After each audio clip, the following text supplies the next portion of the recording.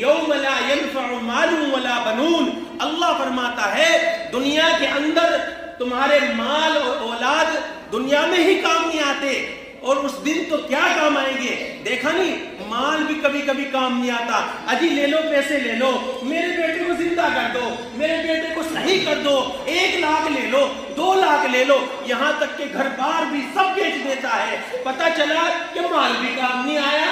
اور اسی طریقے سے کہ میرے بیٹے کام آئیں گے، میں ان کی پرورش کرتا چلوں گا، پتہ چلا کہ تھوڑے دنوں کے بعد اس کے بیٹے اس کو روٹی تک نہیں پوچھتے، پانی تک نہیں پوچھتے، اس کا حال چال تک نہیں پوچھتے، یہ بھی نہیں پوچھتے ابا طبیعت کیسی ہے، یہ تک نہیں پوچھتے۔ تو پتہ چلا کہ دنیا میں ہی یہ بیٹے کام نہیں آئے، اس دن تو کیا کام آئیں گے؟ فرمایا اگر اس دن کام آئے گا الا من اتى الله بقلب سلیم، بہترین دل اللہ کو چاہیے، اور بہترین دل کیا ہے کہ اس دل میں ہمارے لیے کسی کی جگہ۔ الحمدللہ نحمده ونستعینه ونستغفره ونؤمن به ونتوکل علیہ ونعوذ باللہ من شرور انفسنا ومن سیئات اعمالنا، من يهده الله فلا مضل له ومن يضلله فلا هادي له، ونشهد ان لا اله الا الله وحده لا شريك له، ونشهد ان سيدنا ونبينا ومرشدنا ومولانا محمدا عبده ورسوله، اما بعد فاعوذ بالله من الشيطان الرجيم، بسم الله الرحمن الرحيم، يوم لا ينفع مال ولا بنون الا من اتى الله بقلب سليم، وقال النبي صلى الله عليه وسلم ان في الجسد ابن آدم لمضغة اذا صلحت صلح كل نفسه واذا فسدت فسدت الجسد كله، او كما قال عليه الصلاة والسلام۔ میرے محترم بزرگوں اور عزیز ساتھیوں اور پیارے بچوں، میں نے آپ حضرات کے سامنے ایک آیت تلاوت کی ہے جس میں اللہ رب العزت نے ارشاد فرمایا کہ اس دن نہ مال کام آئے گا نہ بیٹے کام آئیں گے۔ اس دن سے مراد یہاں قیامت کا دن ہے، یعنی جس دن نہ کوئی سکہ رائج ہوگا، کوئی ڈالر، کوئی کرنسی، کوئی پیسہ، کوئی دینار درہم نہیں چلے گا۔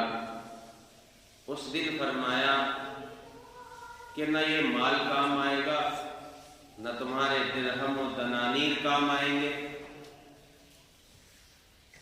اگر کوئی چیز کام آئے گی الا من اتى الله بقلب سلیم، مگر جو شخص قلب سلیم لے کر کے آئے گا، صاف شفاف دل لے کر کے آئے گا، وہ کام آئے گا۔ اور پھر اللہ کے نبی صلی اللہ علیہ وسلم نے ارشاد فرمایا کہ بنی آدم کے جسم میں ایک گوشت کا لوتھڑا ہے، اگر یہ گوشت کا لوتھڑا صحیح طریقے سے رہے گا اور اس گوشت کے اندر، گوشت کے لوتھڑے کے اندر دنیا کی خواہشات نہیں ہوگی، تو فرمایا کہ اذا صلحت صلح كل نفس، اس کا پورا جسم بالکل صالح رہے گا، صاف رہے گا۔ اور اگر یہ گوشت کا لوتھڑا دنیا کی خواہشات پر چلے گا اور اس کو اپنا مقصد بنائے گا، اس پر چل کر کے اپنی زندگی کو اور اپنی آخرت کو دونوں کو برباد کرے گا، تو فرمایا اس کا پورا جسم وہ خراب ہوتا چلا جائے گا۔ ہر آدمی سوچتا ہے کہ مال کے ذریعے تو میں سب کچھ کر سکتا ہوں، اگر میرے پاس پیسہ ہے تو میں کچھ بھی کر سکتا ہوں، جبکہ دنیا کے اندر ہر کام مال سے نہیں ہو سکتے. کچھ کام ہو سکتے ہیں مال کے ذریعے، لیکن سب کام نہیں ہو سکتے. مثال کے طور پہ مال کے ذریعے آپ عینت تو خرید سکتے ہیں، چشمہ خرید سکتے ہیں، لیکن مال کے ذریعے آپ بینائی نہیں خرید سکتے. مال کے ذریعے آپ بہترین لباس کو خرید سکتے ہیں، لیکن خوبصورتی نہیں خرید سکتے. مال کے ذریعے سے آپ دنیا کی آشائش تو خرید سکتے ہیں، لیکن سکون نہیں خرید سکتے.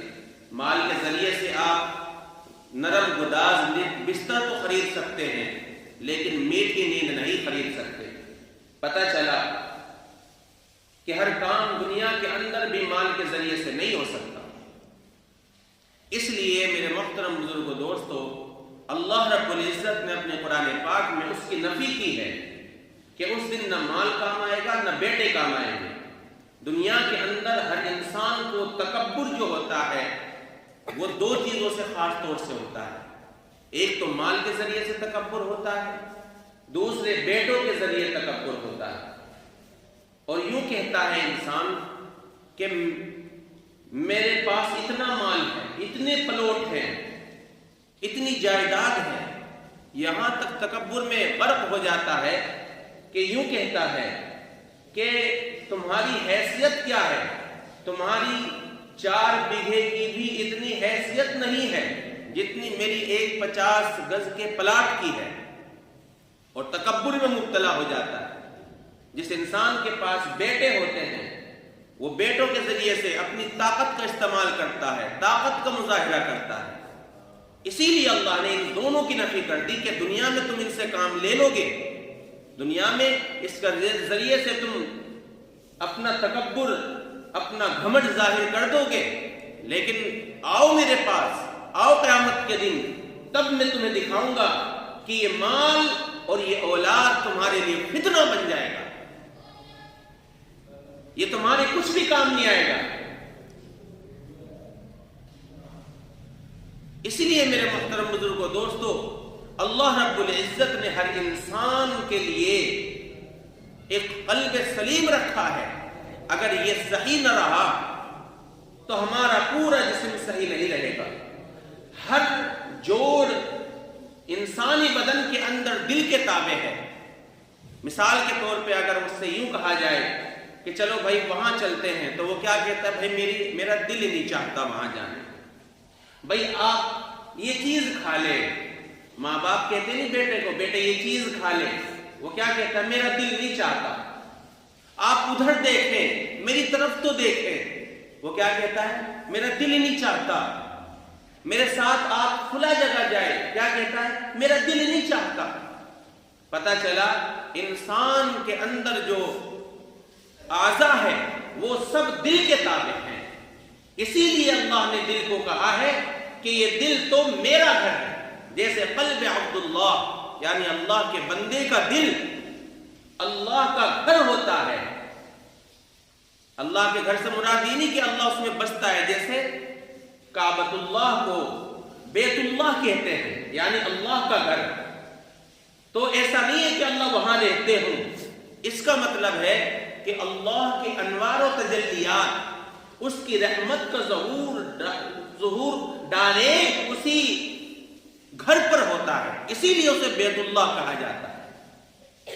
اسی طریقے سے انسان کے دل کے اندر، انسان کے بدن کے اندر ایک چھوٹا سا گوشت کا لوتھڑا جسے دل کہتے ہیں، اگر وہ صحیح ہو جائے، دنیاوی نفسانی خواہشات اس کے اندر سے نکل جائے، تو اللہ کا ڈائریکٹ ظہور اور ڈائریکٹ انوار و تجلیات اس دل پر ظاہر ہوگی. تبھی جا کر کے وہ جو ہے اللہ کا گھر بن پائے گا. ہم یہ چاہیں کہ ہمارے دل کے اندر تو نفسانی خواہشات بھرے اور اس کے تابع ہو جائیں، اور ہمارا دل ہمارے دل میں اللہ آ جائے، وہ بس جائے. ایسا نہیں ہو سکتا. مثال کے طور پہ آپ کے سامنے کوئی گلاس رکھ دے اور گندا گلاس ہو جس میں گندگی لگی ہوئی ہو، اور آ کر کے یوں کہے کہ آپ مجھے اس میں دودھ پیش کیجئے، دودھ دے دیجئے اس میں، تو آپ دے دیں گے اس میں دودھ؟ آپ کیا کہیں گے؟ کہ پہلے اسے دھو کر کے لاؤ، اس گلاس کو، اس برتن کو صاف کر کے لاؤ، تب جا کر کے میں جو ہے اس میں دودھ ڈالوں گا۔ ایسے ہی یہ برتن، یہ دل، یہ بھی اللہ کا گھر ہے۔ اس برتن کو اگر صاف نہ کیا گیا تو کیا اللہ اس میں آ جائیں گے؟ جب ہم صاف شفاف دودھ گندے برتن میں ڈالنا پسند نہیں کرتے تو کیا اللہ کی رحمت اس دل میں ظاہر ہو جائے گی؟ اس لیے میرے محترم بزرگوں دوستو، اللہ رب العزت نے اس دل کو صاف شفاف کہہ کر کے یوں کہا کہ اسے صاف بنا کر کے لاؤ۔ ایک سیب ہم کسی ریہڑی والے سے اگر خریدتے ہیں، ایک امرود ہو، سیب ہو کہ جی 20 روپے کا آپ مجھے امرود دے دیں، اور وہ سیب آپ کو گلا سڑا دے دیں، تو کیا آپ لے لیں گے؟ کیا کہیں گے کہ بھائی پیسے دیے ہیں، تمہیں دکھتا نہیں میں نے پیسے دیے ہیں اور آپ مجھے گلا سڑا سیب دیتے ہیں؟ تو جب ہم 20 روپے کے بدلے ایک گلا سڑا سیب برداشت نہیں کر سکتے، ایک گلا سڑا سیب نہیں کھا سکتے، تو پھر کیا سمجھتے ہو کہ اللہ رب العزت اپنی جنت، اپنی رضا، اپنی بقا کے بدلے میں ہم سے یہ دل تسلیم کر لے گا، جس دل کے اندر روز نت نئے ٹھپے لگتے ہوں؟ اور اللہ کہتا ہے ان اللہ اشتری من المؤمنین انفسهم واموالهم بان لهم الجنہ، کہ بے شک میں نے مومنوں کا مال، ان کی جان، ان کا سب کچھ میں نے کس کے بدلے میں خرید لیا؟ جنت کے بدلے میں خرید لیا۔ یہاں دل کا تذکرہ کیوں نہیں کیا؟ یہاں دل کا تذکرہ کیوں نہیں کیا؟ اس لیے نہیں کیا کیونکہ یہ دل تو اللہ کی وقف کی جائیداد ہے، اور وقف کی جائیداد پہ کسی کا قبضہ نہیں ہوا کرتا، وہ خرید نہیں جا سکتی۔ وقف کی جائیداد مثال کے طور پہ آپ کہتے ہیں کہ یہ جگہ میں نے مسجد میں دے دی، تو پھر اب وہ بیچی نہیں جا سکتی، وہ تو اللہ کے لیے وقف ہو گئی۔ ایسے ہی یہ دل اللہ کی وقف کی جائیداد ہے، جاگیر ہے۔ اللہ نے جان تھی، جان خرید لی، اور مال تھا، مال بھی خرید لیا کہ تمہارا جان، تمہارا مال، یہ سب میں نے جنت کے بدلے میں خرید لیا ہے، باقی بچا دل تو یہ تو میرا گھر ہے۔ اس دل کو صاف شفاف کر لو تو پھر میں اس میں بس جاؤں گا۔ حضرت اقدس مولانا اشرف علی تھانوی رحمت اللہ علیہ کے مرید تھے، انہوں نے ایک شعر کہا۔ حضرت اقدس فرماتے ہیں کہ اگر آج میرے پاس 1 لاکھ روپے بھی ہوتے تو میں اس شعر کے بدلے میں تمہیں فوراً ہدیہ دے دیتا۔ وہ شعر کیا تھا کہ اب تو آجا، اب تو خلوت ہو گئی، اب تو آجا، اب تو خلوت ہو گئی۔ اس شعر کا ایک مصرع یہ تھا، یعنی اب میرے پاس کچھ نہیں رہا، خلوت میں صرف اے اللہ اب تیرا دیدار چاہتا ہوں۔ اس دل میں اب کوئی نہیں رہا، اس دل میں تو صرف تو ہی بچ سکتا ہے۔ اور یہ کب ہوگا؟ جب ہم مال اور اولاد پہ سے اپنا یعنی یقین چھوڑ دیں گے کہ کرنے دھرنے والی ذات، یہ مال اور یہ بیٹے نہیں ہیں، نفع نقصان پہنچانے والی ذات تو اللہ کی ہے، مجھے یہ مال نفع نہیں پہنچا سکتا، یہ بیٹے نفع نہیں پہنچا سکتے۔ دیکھا نہیں کہ جس کے 10 بیٹے، 11 بیٹے اس کے کھانے کے لانے پڑے ہوئے ہیں۔ ایک باپ اپنے 10 بیٹوں کو کما کے کھلا سکتا ہے، لیکن 10 بیٹے ایک باپ کو نہیں کھلا سکتے، ایک ماں کو نہیں کھلا سکتے۔ تو دنیا میں ہی کام نہیں آتے، بہت سی دفعہ تو اپنے بیٹے، سگے بیٹے آنکھ دکھاتے ہیں، تو سوچو آخرت میں کیسے کام آئیں گے۔ اسی لیے اللہ کہتا ہے اس دل کو میرے لیے پاک کر لو، اور جتنی قیمتی چیز ہوگی اتنا ہی اس کی قدر بھی ہوگی۔ اللہ کے نزدیک قیمتی چیز تمہارا دل ہے، اگر یہ صاف ہو گیا تو اللہ رب العزت اس کی قیمت لگائے گا۔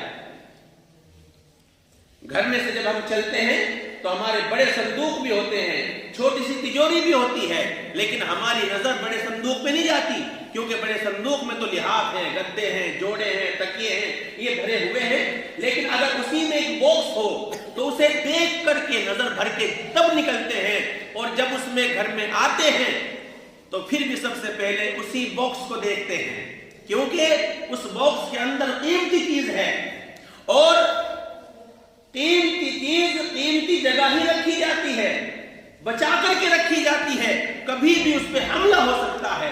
یہ دل اجڑ تو جلدی جائے گا لیکن بستا بہت دنوں میں ہے۔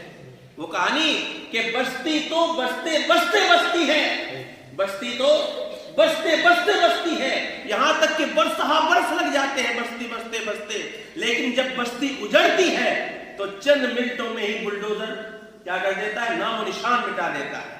اسی لیے دل کے اندر بھی ایک بستی ہے۔ قرآن نے کہا سورہ نمل میں ان الملوک اذا دخلوا قرية افسدوها وجعلوا اعزة اهلها اذلة۔ بلقیس نے اپنے کارندوں کو بلا کے کہا تھا کہ دیکھو جب کوئی بادشاہ، کیونکہ اس کے جو کارندے تھے انہوں نے کہا تھا کہ دیکھو اگر لڑنا ہے تو تب بھی ہم تمہارے ساتھ ہیں، اور اگر صلح کرنی ہے، بات کرنی ہے، تب بھی ہم تمہارے ساتھ ہیں۔ تو بلقیس نے کہا تھا ان الملوک اذا دخلوا قرية، کہ بادشاہ جب کسی بستی میں داخل ہوتے ہیں افسدوها، اس میں فساد مچا دیتے ہیں، اسے تباہ و برباد کر دیتے ہیں، وجعلوا اعزة اهلها اذلة، اور اس کے معززین کو ذلیل کرتے ہیں۔ یہ تو ہوا اس کا ظاہری ترجمہ۔ حضرت اقدس مولانا اشرف علی تھانوی نور اللہ مرقدہ نے اس کا ایک ترجمہ یہ بھی کیا ہے، ان الملوک اذا دخلوا قرية، کہ جب کسی دل میں اللہ رب العزت داخل ہوتے ہیں، جب کسی دل کی بستی میں اللہ رب العزت کی یاد داخل ہوتی ہے، افسدوها، تو اس میں کوہرام بپا ہو جاتا ہے، اس وجعلوا اعزة اهلها اذلة، اور اس کے دل میں جو دنیا کی وقار بھری ہوئی ہوتی ہے، دنیا کی عظمت بھری ہوئی ہوتی ہے، فرمایا کہ وہ ذلیل کر کے اللہ نکال دیتے ہیں۔ کب نکالتے ہیں؟ جب کہ ہم خود چاہیں کہ میرا دل کسی طریقے سے صاف شفاف ہو جائے اور میرا دل اللہ کے تابع ہو جائے اور قلب سلیم بن جائے۔ قلب سلیم کب؟ جب یہ دل اللہ کی یاد سے تڑپنے لگے۔ ایک لفظ حضرت ابراہیم علیہ السلام نے سنا تھا، سبحان ذی العزت والعظمت والہیبت والقدرت والکبریاء والجبروت۔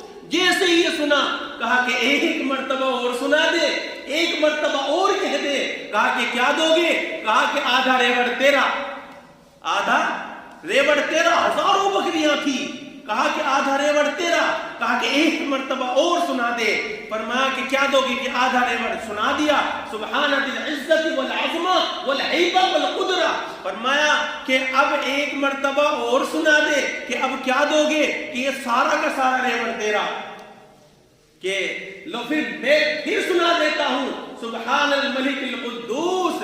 کہا کہ ایک دفعہ اور سنا دے، کہ اب تو کچھ بھی نہیں بچا، اب کیا دو گے؟ کہ جب کچھ نہیں بچا تو میں خود ہوں، اس سارے ریوڑ کو چرانے کے لیے بھی ایک آدمی کی ضرورت پڑے گی، میں خود تیرا نوکر بنوں گا، لیکن ایک دفعہ اور سنا دے۔ اس فرشتے نے کہا کہ مبارک ہو کہ ہم فرشتے ہیں، اللہ نے کہا تھا جا میرے خلیل کا امتحان لے لے جا کر کے، اس دل میں صرف میں رہتا ہوں، مال اس کی کوئی وقت نہیں رکھتا اس کے دل میں، جان یا بیٹے کوئی وقت نہیں رکھتا۔ دیکھا نہیں ابراہیم علیہ السلام نے اللہ کے ایک حکم پر نہیں بلکہ خواب کی ایک تعبیر پر اپنے بیٹے کو ذبح کرنے کا ارادہ کر لیا تھا، بلکہ ارادہ نہیں کیا، اپنے بیٹے کے گردن پہ چھری بھی چلائی۔ اسے کہتے ہیں قلب سلیم۔ کب؟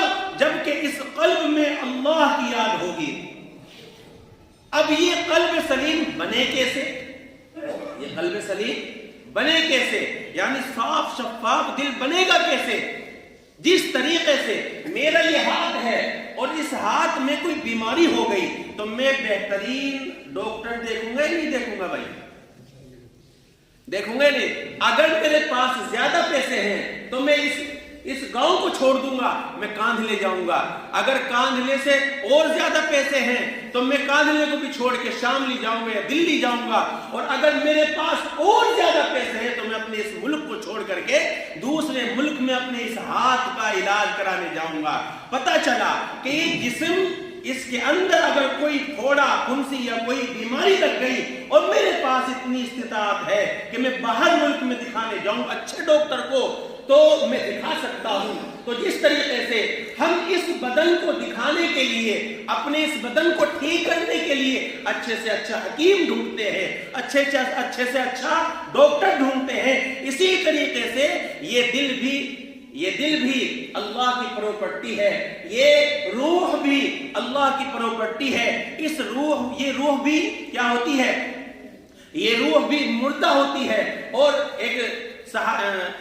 कुछ लोग आए हजरत दुन्नून मिस्री के पास और यूं कहा कि जब हम आपके यहां बैठते हैं तो हमारा दिल जो है कबूल नहीं करता, गोया कि हमारे दिल सो गए हैं। तो उन्होंने कहा कि अगर ये दिल मेरा वाज़ो नसीहत कबूल नहीं करता तो ये दिल सोए नहीं है, ये दिल तो मर गए हैं। सोता तो वो है जिसे जरा सा झंझोड़ दे और वो उठ जाए, और मरा हुआ वो होता है कि उसे खूब उठाओ जाओ वो उठता नहीं। पता चला कि हमारे दिल तो मर गए हैं। ये कैसे पता चलेगा? कि जब हमारे सामने अल्लाह की और उसके रसूल की बात होती हो और हमारे दिल उसके ताबे होना गवारा न करता हो, तो समझ लो अब हमारे दिल मुर्दा हो गए हैं। और जिसका दिल मुर्दा हो जाता है फिर उसके जो है जानवर में और इंसान में कोई फर्क नहीं रहता। जानवर और इंसान में फर्क वो होता है कि जब हक को उसे कबूल करने लगे उसका दिल, और ना हक को जो है बिल्कुल नफी कर दे, तो गोया कि उसका दिल जिंदा है, उसका दिल मरा हुआ नहीं है।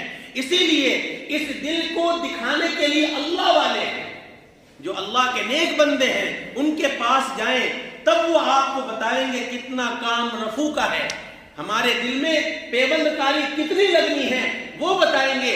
हम तो बैठते हैं किसी ऐसे आशिक मिजाज के पास, कोई ऐसे शख्स के पास बैठता है कि जो शराबी हो, कबाबी हो या नशेड़ी हो, कोई तो ऐसे लोगों के पास बैठता है, कोई ऐसे लोगों के पास बैठता है कि जो जानी हो, जिना करने की बात करता हो और ये चाहता हो कि दुनिया की हर औरत उसके नीचे आ जाए, दुनिया की हर औरत से मैं जिना करने लगूं। कोई ऐसे लोगों को जो पास बैठता है। लेकिन जो इस चीज का तालिब होगा कि मेरा दिल अल्लाह के ताबे हो जाए, फिर वो आदमी ऐसे शख्स को ही तलाश करता फिरेगा। देखा नहीं शहद की मक्खी कहां बैठती है? कहां बैठती है शहद की मक्खी? शहद पर बैठती है। और पाखाने की मक्खी कहां बैठती है? पहाने पे बैठेगी। इसीलिए जैसा आदमी होगा वो अपने जैसा ही दूसरे को बहुत जल्दी ढूंढ लेगा कि मेरा जैसी तबीयत का मालिक कौन है, ऐसे आदमी कौन है, और ऐसे लोगों से परहेज करेगा जो अल्लाह वाला हो या अल्लाह की बात बताता हो या दिल के सही होने की बात बताता हो। तो कहने का खुलासा ये है कि अल्लाह ने जो मेरे शुरू में आयत कही थी, यौम ला यनफउ मालुन वला बनून, अल्लाह फरमाता है दुनिया के अंदर तुम्हारे माल और औलाद दुनिया में ही काम नहीं आते, और उस दिन तो क्या काम आएंगे। देखा नहीं, माल भी कभी कभी काम नहीं आता। अजी ले लो, पैसे ले लो, मेरे बेटे को जिंदा कर दो, मेरे बेटे को सही कर दो, 1 लाख ले लो, 2 लाख ले लो, यहाँ तक के घर बार भी सब बेच देता है। पता चला कि माल भी काम नहीं आया। और इसी तरीके से कि मेरे बेटे काम आएंगे, मैं उनकी परवरिश करता चलूंगा। पता चला कि थोड़े दिनों के बाद उसके बेटे उसको रोटी तक नहीं पूछते, पानी तक नहीं पूछते, उसका हाल चाल तक नहीं पूछते, ये भी नहीं पूछते अब्बा तबीयत कैसी है, ये तक नहीं पूछते। तो पता चला कि दुनिया में ही ये बेटे काम नहीं आए, उस दिन तो क्या काम आएंगे। फरमाया अगर उस दिन काम आएगा, इल्ला मन अतल्लाह बिक़ल्बिन सलीम, बेहतरीन दिल अल्लाह को चाहिए। और बेहतरीन दिल क्या है कि इस दिल में हमारे लिए किसी की जगह ना हो कि किसी का चेहरा देखा उसकी तस्वीर हमारे दिल में, उसका चेहरा देखा उसकी तस्वीर हमारे दिल में, गोया कि हमारा दिल कूड़ेदान बन चुका है। देखा वो फिक़ह का मसला नहीं सुना कि जिस घर में तस्वीर हो उस घर में अल्लाह की रहमत, बोलो भाई, آتی ہے یا نہیں آتی؟ اس گھر میں اللہ کی رحمت نہیں آتی.